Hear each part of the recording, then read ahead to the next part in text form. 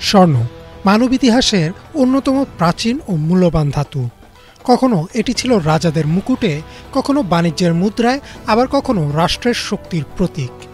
কিন্তু সাম্প্রতিক সময়ে স্বর্ণের দাম যে হারে বাড়ছে তা শুধু সাধারণ মানুষদের নয়, অর্থনীতিবিদদেরও ভাবাচ্ছে। কেন এত দ্রুত বাড়ছে স্বর্ণের দাম? প্রাচীন সভ্যতা যেমন মিশর, ব্যাবিলন কিংবা ভারতীয় উপমহাদেশে স্বর্ণ ছিল ক্ষমতা ও সমৃদ্ধির প্রতীক। তখনকার বাণিজ্যে স্বর্ণের মুদ্রা ব্যবহার হতো বিনিময়ের মাধ্যম হিসেবে, অর্থাৎ একসময় স্বর্ণ ছিল টাকার বিকল্প। পরে যখন বাণিজ্য ও অর্থনীতি জটিল হয়ে উঠল, তখন মানুষ কাগজের মুদ্রা চালু করল। কিন্তু সেই কাগজের পেছনেও ছিল স্বর্ণের নিশ্চয়তা। যেমন, যদি কারো কাছে 1000 টাকার নোট থাকত, তবে সে তা ব্যাংকে জমা দিলে সমমূল্যের স্বর্ণ পেতে পারত।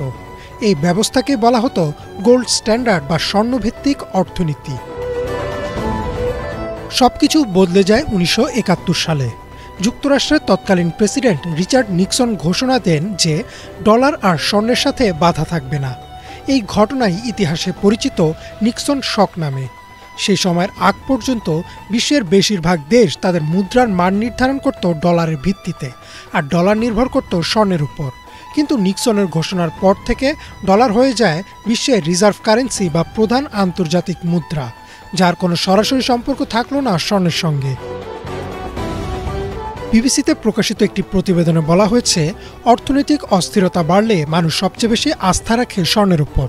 কারণ শেয়ার বাজারে ঝুঁকি থাকে অথবা কাগজের মুদ্রার মান কমে যেতে পারে, কিন্তু স্বর্ণ তার নিজস্ব মূল্য বলতে গেলে কখনোই হারায় না। তাই মুদ্রাস্ফীতি, যুদ্ধ বা রাজনৈতিক অনিশ্চয়তার সময় মানুষ স্বর্ণ কেনে নিরাপদ আশ্রয় হিসেবে। বর্তমানে স্বর্ণের দাম বৃদ্ধির পেছনে রয়েছে একাধিক কারণ। প্রথমত, বিশ্বব্যাপী মুদ্রাস্ফীতি বেড়েছে। যুক্তরাষ্ট্র ও ইউরোপের অর্থনীতিতে উচ্চ মূল্য ও সুদের চাপ মানুষের ক্রয় ক্ষমতা কমিয়ে দিয়েছে।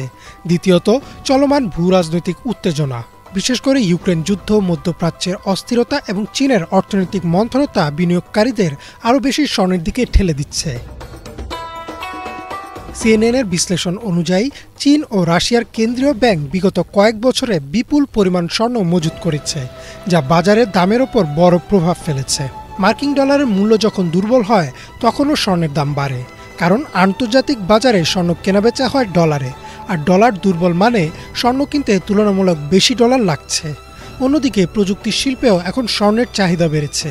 বিশেষ করে স্মার্টফোন, স্যাটেলাইট ও ইলেকট্রনিক চিপ উৎপাদনে স্বর্ণের উপর নির্ভরতা বাড়ছে ব্যাপকভাবে। দ্য ইকোনমিস্টের একটি প্রতিবেদনে বলা হয়েছে, স্বর্ণ এখন শুধু গহনা নয়, এটি এক প্রকার অর্থনৈতিক আশ্রয়স্থল, যেখানে মানুষ নিজের সম্পদ নিরাপদে রাখে। আর সাম্প্রতিক সময়ের অস্থির বৈশ্বিক পরিস্থিতিতে মানুষ সেই আশ্রয়ের দিকেই ঝুঁকছে। তাহলে প্রশ্ন আসতে পারে, এই স্বর্ণের দাম বাড়া বিশ্ব অর্থনীতির জন্য কি বার্তা দিচ্ছে?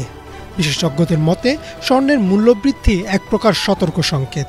এটি ইঙ্গিত দেয় মানুষ ভবিষ্যৎ নিয়ে অনিশ্চিত, বাজারে আস্থা কমে গেছে এবং বড় কোনো অর্থনৈতিক ধাক্কার আশঙ্কা তৈরি হয়েছে।